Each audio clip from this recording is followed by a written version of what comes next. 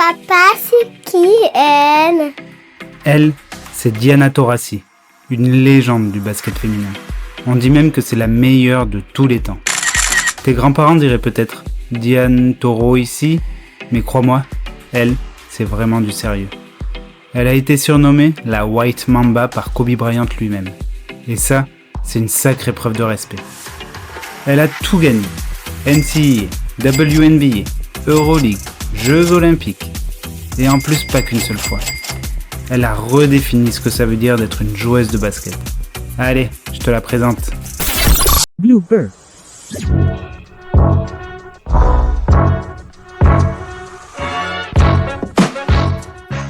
Starting a point guard for the Sparks. Taurasi, 3 on the way. Elle est trop forte. Papa, est-ce qu'elle est grande? Elle mesure 1m83. Tu vois, elle fait 3 cm de plus que moi. Elle n'est pas aussi grande que les géantes qui frôlent les 2 mètres, mais sur le terrain, elle déployait une aura qui faisait passer les autres pour des figurantes. Elle avait une précision chirurgicale. Ses tirs à 3 points filaient tout droit, comme des éclairs contrôlés au millimètre. Quand elle armait son shoot, c'était comme si elle bandait un arc invisible, les ballons devenaient des flèches et les paniers des cibles déjà condamnées. Mais ce qui la rendait redoutable, ce n'était pas seulement son talent technique, c'était surtout son mental. Un mental de feu, trempé dans l'acier. Elle jouait les finales comme si c'était des vendettas personnelles. Chaque match était un défi lancé à l'univers.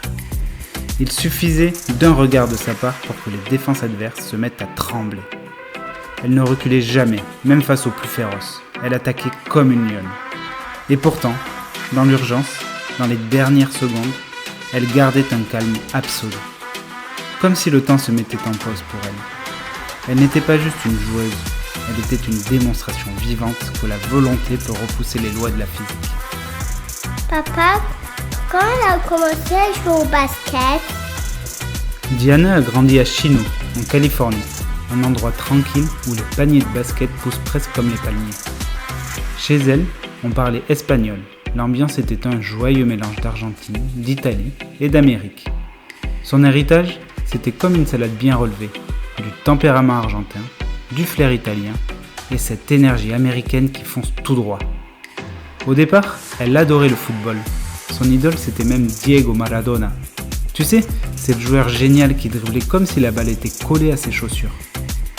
Elle voulait être comme lui, sauf qu'un jour, elle a compris que son ballon à elle, c'était celui qui rebondit et qui est orange. Et là, tout a changé. Au lycée, elle n'a pas juste joué au basket, elle l'a redéfini. Elle a inscrit plus de 3000 points. C'est comme si elle avait mis des paniers pendant tous ses trajets à vélo, dans la cour, au petit déjeuner, à la récré, au déjeuner et même la nuit en dormant. Elle ne marquait pas seulement, elle dominait, elle transformait les matchs en démonstration de puissance. Ensuite, elle est partie à l'université du Connecticut, chez les Yukon Huskies, une des plus grandes équipes universitaires des États-Unis. Là-bas, 3 championnats NCAA d'affilée. Ouais, 3. Tu imagines? C'est comme si elle gagnait le match de baby-foot de la cantine, le défi de billes dans la cour et le concours de dessin. Et ça, tous les jours de la semaine. Elle était si forte que les autres équipes priaient pour qu'elle rate le bus. Mais non, elle arrivait, tirait, courait, défendait et repartait avec le trophée. Elle ne jouait pas des matchs, elle orchestrait des spectacles. Une passe laser ici, un shoot improbable là, un regard glacial vers le banc adverse. C'était du basket avec des effets spéciaux. Et après l'école, elle a fait quoi? En 2004, Diana Taurasi devient la toute première sélection de la draft WNBA. Mais papa, c'est quoi la draft? La draft NBA, c'est un grand jour pour les équipes de basket. Elles choisissent de nouvelles jeunes joueuses pour venir jouer avec elles. Chaque équipe a le droit de choisir une joueuse l'une après l'autre. C'est un peu comme si les équipes faisaient leur marché. Je veux cette joueuse-là, elle est trop forte. Et bien là, toutes les équipes de la ligue ont levé les yeux vers elle et ont dit « C'est elle qu'on veut en premier ». C'est comme si on te laissait choisir n'importe quel bonbon dans une confiserie et tu prends direct celui qui brille le plus. Elle rejoint alors les Phoenix Mercury, une équipe de l'Arizona. Et là, boum! Elle n'arrive pas timidement, elle débarque en mode supernova. Dans sa toute première saison, elle devient rookie de l'année, la meilleure des nouvelles recrues.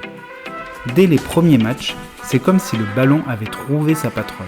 Elle dribble, elle shoot, elle commande. On l'invite à son premier All-Star Game dès sa première année. C'est la fête des étoiles. Elle devient rapidement la meilleure scoreuse de la ligue. Genre, elle marque plus de points que toi tu dis des bêtises. Et pourtant, c'est un sacré moulin à parole. Et au fil des saisons, elle continue à empiler les records comme des Legos. Plus de 10 000 points en carrière. Tu te rends compte ? C'est comme si elle avait mis un panier chaque jour depuis ta naissance, sans jamais oublier de marquer. Personne n'a réussi à l'attraper, même avec des baskets à ressort. Elle est devenue la meilleure marqueuse de toute l'histoire de la WNBA. Un truc qu'on écrit avec des majuscules. Mais ce qui rend Diana encore plus spéciale, c'est sa fidélité. 20 saisons, toutes avec la même équipe, le Phoenix Mercury. Elle n'a jamais quitté le navire, pas de transfert, pas de changement de maillot. Comme un vieux chat posé sur le même canapé depuis 2004. Elle est restée là, elle a ronronné, elle a gratté et elle a montré que la loyauté aussi, c'est un super pouvoir. Tu sais, les autres stars changent d'équipe comme toi tu changes de chaussettes. Enfin, j'espère. Mais elle a dit « Je suis bien ici » et elle a prouvé que la grandeur ne bouge pas. Elle rayonne, une vraie super-héros. Mais ça n'existe même pas, les super-héros. Et comment tu appelles quelqu'un qui a gagné autant alors ? Est-ce qu'elle a gagné beaucoup de choses? Oh que oui, elle en a des trophées. 3 titres WNBA, 6 Euroleague. Parce que oui, quand elle jouait pas en WNBA, elle jouait en Euroleague au lieu de prendre des vacances. 6 médailles d'or olympiques, oui, 6 médailles d'or. 3 championnats du monde. C'est comme si chaque fois qu'on disait « et le vainqueur » et... On n'attendait même pas qu'on prononce son nom, on tendait déjà le trophée vers elle. Elle a tellement rempli ses étagères que même Mamie Janine a dû poser ses bibelots pour faire de la place symbolique. À ce rythme, c'est le parquet qui devait être jaloux de ne pas être transformé en médaille aussi. Mais ce qui est magique, avec Diana, c'est qu'elle ne jouait pas juste pour cocher des cases. Elle ne courait pas derrière les médailles comme toi tu cours après le dernier part de gâteau. Elle jouait pour inspirer. Pour prouver que la grandeur ne dépend ni du genre, ni de la taille, ni des cris dans les gradins, mais de ce que tu portes dans le cœur et dans les baskets. Sur le terrain, elle mixait style, force et intelligence comme une recette secrète de grand chef. Des feintes qui faisaient tomber les joueuses comme des dominos, des lectures de jeu plus précises qu'un GPS en pleine jungle et une élégance dans le tir qui faisait penser à une chorégraphie. Les petites filles dans les gradins la regardaient les yeux grands comme des ballons. Et les petits garçons disaient « Moi aussi je veux jouer comme elle ». Diana n'a pas juste joué au basket, elle a élevé le niveau, cassé les clichés, tendu une main vers la génération d'après et dit « Viens, il y a de la place pour toi ici, et ça sera peut-être toi la prochaine légende. » Elle est vraiment trop forte. Et maintenant, elle fait quoi? Elle vient tout juste de tirer sa révérence. Elle a annoncé qu'elle était saturée et heureuse. Tu vois, c'est un peu comme après une journée entière à jouer dans le parc, quand t'as les genoux sales et les cheveux en bataille, mais le sourire collé au visage. T'en peux plus mais t'es content. Pendant 20 ans, elle a couru sur les parquets, lancé des missiles à 3 points, bloqué des attaques comme une muraille magique, motivé ses coéquipières et fait trembler les défenses adverses. Elle a joué dans des finales où le silence pesait plus lourd que le ballon. Elle a marqué comme des salles pleines à craquer où même les murs avaient des frissons. Elle a porté son équipe, ses couleurs et même toute une génération sur ses épaules. Alors franchement, dire stop avec le cœur rempli de souvenirs, c'est beau. Et pour que tout le monde puisse revivre ça, une série documentaire sur elle sort bientôt sur une plateforme. Ce n'est pas juste une histoire de sport, c'est une épopée. Des images rares, des témoignages de joueuses, de coachs, de fans. On va voir comment une petite fille de Chino est devenue une reine du basket. Elle raconte son histoire avec humour, émotion et punch, comme si elle te regardait droit dans les yeux et te disait « Toi aussi tu peux y arriver ». Oh, je veux voir. On verra. Est-ce qu'elle a des chaussures comme Jordan? Elle n'avait pas sa propre marque comme Jordan. Par contre, elle avait son propre style. Classique, épuré, efficace.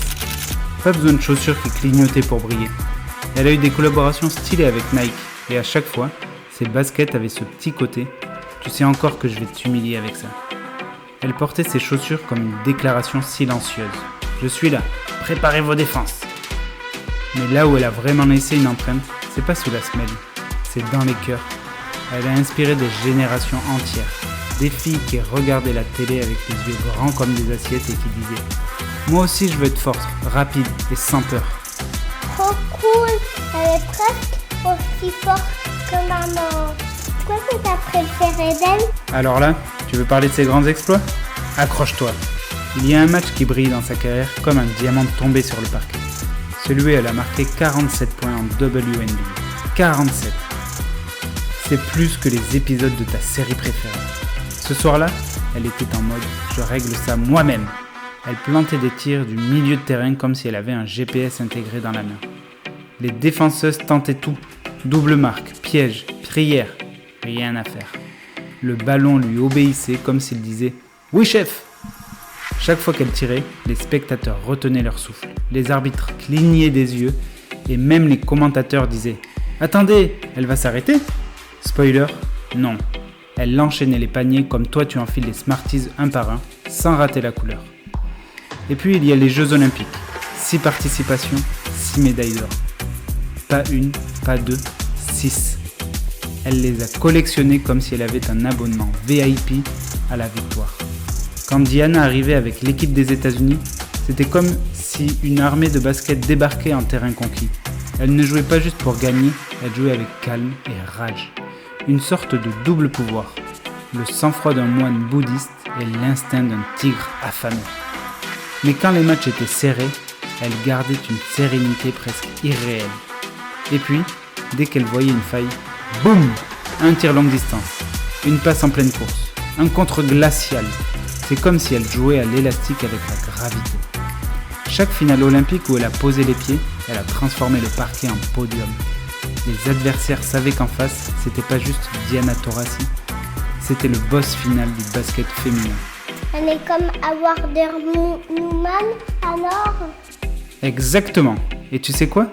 Si t'es sage, la prochaine fois je te parlerai du super-héros français Flash. Oui, je veux. Mais il est vraiment français, Flash? Oui, tu verras, t'inquiète pas. Blue Bird.